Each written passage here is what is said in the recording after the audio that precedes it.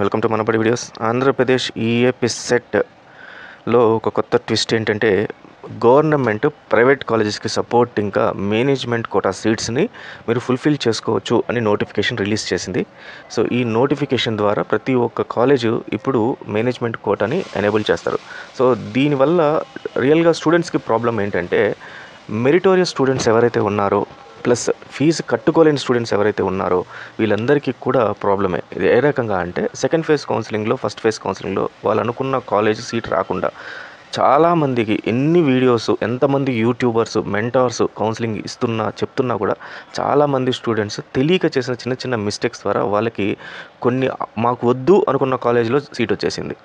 కొంతమంది వాళ్ళ ఏరియాలో ఎక్కడో ఉన్న ఏరియాలో ఉన్న కాలేజ్ తెలియకుండా పెట్టడము, అదే సీటు వాళ్ళకి రావటం, దాంతో వాళ్ళు అక్కడికి పోలేక మనకి దగ్గరున్న కాలేజీకి సీట్ రావాలని కోరుకుంటూ కొంతమంది వాళ్ళ ఫ్రెండ్స్తో కంపేర్ చేసుకుంటూ నాకన్నా ఎక్కువ ర్యాంక్ వాళ్ళకి వచ్చింది, బట్ వాళ్ళకి మంచి కాలేజ్లో మంచి సీట్ వచ్చింది, మంచి గ్రూప్ వచ్చింది అని చెప్పి అనుకుంటూ చాలామంది most of the AP students అందరూ కూడా బాధపడుతున్నారు. దీనికి ముందు నేను we want third phase counselling అని చెప్పి ఒక వీడియో చేయడం జరిగింది.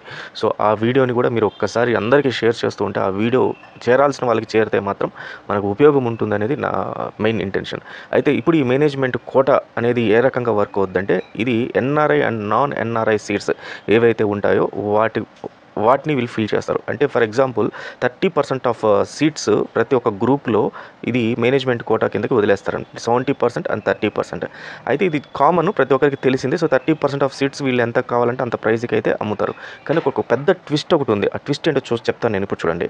సో ఇక్కడ ఏంటంటే వీళ్ళు ఓవరాల్గా మనకు ఇది ఏ రకంగా జరుగుతుందంటే కేటగిరీ బి అడ్మిషన్స్ అని చెప్పేసి ఇచ్చారు, నోటిఫికేషన్ ఇచ్చారు. ఈ నోటిఫికేషన్లో కాలేజెస్ వాళ్ళు కౌన్సిలింగ్ కండక్ట్ చేస్తారు. ప్రతి ఒక్క కాలేజు మా దగ్గర ఇన్ని సీట్లు మిగిలాయి, మీరు వచ్చి మా దగ్గర జాయిన్ అవ్వండి అని చెప్పి అడ్మిషన్ కండక్ట్ చేసిన తర్వాత దానికి మీరు ఫీజు కట్టుకోవాల్సి ఉంటుంది.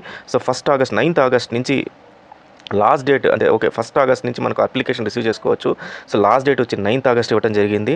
అండ్ లిస్ట్ ఆఫ్ అప్లికేషన్స్ ఎవరికైతే డైరెక్ట్గా ఇన్స్టిట్యూషన్ అలాట్ అయిందో వాళ్ళు 10th ఆగస్ట్ 2024 మనకు డౌన్లోడింగ్ ఇచ్చారు. దాని selection of candidate 12th August ఇచ్చారు. And display of selection of list 13th August ఇచ్చారు. సో 13th ఆగస్ట్కి మనకు ఏ క్యాండిడేట్ సెలెక్ట్ అయ్యారో ఆ కాలేజ్లో ఆ కాలేజ్ వాళ్ళు పెడతారు. సో ఇక్కడ మీరు చేయాల్సింది ఏంటంటే మీరు ఈ కాలేజ్ కౌన్సిలింగ్లోకి వెళ్ళి మీరు మళ్ళీ అప్లై చేయాలి. దీనికి ఎంత ఛార్జ్ చేస్తున్నారు? మళ్ళీ 1000 రూపీస్ వచ్చి జనరల్ కేటగిరీస్ ఎవరైతే ఉన్నారో వాళ్ళందరికీ ఇవ్వడం జరిగింది. అండ్ మిగతా వాళ్ళకి 1200 రూపీస్ ఛార్జ్ చేయడం జరిగింది. అంటే ఏపీ సెట్ జేఈ 2024లో సెలెక్ట్ అయ్యి దాంట్లో క్వాలిఫై అయిన వాళ్ళందరికీ 1000 రూపీస్, క్వాలిఫై కాని వాళ్ళకి 1200 రూపీస్ అనేది ఛార్జ్ చేయడం జరిగింది. దెన్ దీంట్లో కొన్ని మనకు పారామీటర్స్ ఇవ్వడం జరిగింది. ఏంటంటే క్వాలిఫై అయిన స్టూడెంట్స్ ఎవరైతే ఉంటారో జేఈ అండ్ ఏపీ సెట్లో వాళ్ళు రావాలి అని చెప్పి ఇచ్చారు. మళ్ళీ దాంట్లో ఇన్ కేసు ఏదైనా క్లాష్ అయితే ఆ మెరిటోరియస్ స్టూడెంట్స్ ఎవరైతే ఫస్ట్ ఉన్నారో వాళ్ళకి ర్యాంక్ ఇస్తామని చెప్పినారు, వాళ్ళకి సీట్ ఇస్తామన్నారు. దీస్ ఆర్ ఆల్ ఏంటంటే మనకు మేనేజ్మెంట్ కోటాలో there will be no control. వీళ్ళు చెప్తారు తప్పితే but there is no control. ఇవన్నీ బాగానే ఉన్నాయి, కానీ ఇది జనరల్గా ప్రతి ఒక్క ఇయర్ జరిగేదే. కానీ ఒక్క క్లాజ్ అయితే మాత్రము కొంచెం డిఫరెంట్గా ఇవ్వడం జరిగింది. ఈ క్లాజ్ చూపిస్తాను చూడండి. ఎస్, ఈ క్లాజ్ చూడండి.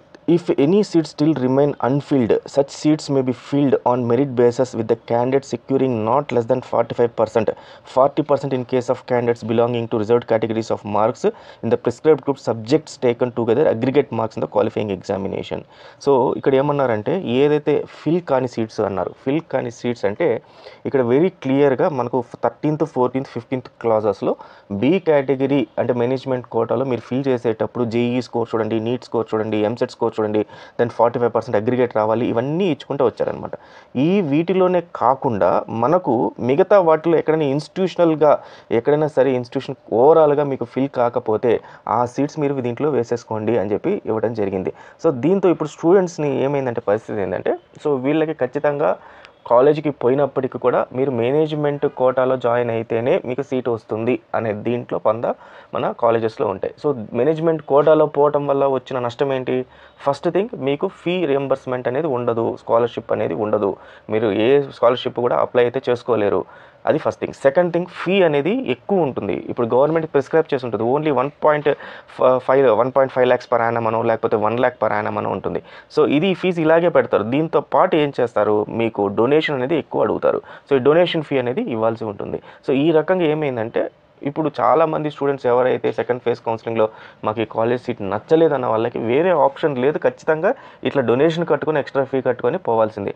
అదే government third phase counselling conduct చేసి ఇన్ని సీట్స్ మనకు వేకెంట్ ఉన్నాయి, స్లైడింగ్ జరిగింది, మీరు స్లైడ్ చేసుకోవచ్చు, లేకపోతే మీరు ఆ సీట్స్ని క్యాన్సిల్ చేసుకుని థర్డ్ ఫేజ్కి రండి అని చెప్తే చాలామంది స్టూడెంట్స్ థర్డ్ ఫేజ్కి వచ్చి కొత్త సీట్స్ అయితే అప్లై అయితే చేస్తారు. సో ఒక రకంగా అయితే స్టూడెంట్స్ చాలామందికి కూడా most of the thousands of స్టూడెంట్స్కి అయితే మాత్రం ఇది చాలా బ్యాడ్ న్యూస్ అని చెప్పొచ్చు. సో బీ కేటగిరీ ఒకసారి స్టార్ట్ అయిపోయిందంటే సీట్స్ అన్ని ఫిల్ అయిపోతూ వచ్చేస్తాయి. సో కాలేజ్ వాళ్ళు కూడా మాకు ఈసారి మాకు ఫిల్ కాలేదు కాబట్టి చాలామంది, కాబట్టి మేము ఎన్ఆర్ఐలు వాళ్ళని తీసేసుకుంటాం, మేనేజ్మెంట్ కోటాలో తీసేసుకుంటామని కూడా ఫీల్ చేసేసుకుంటారు.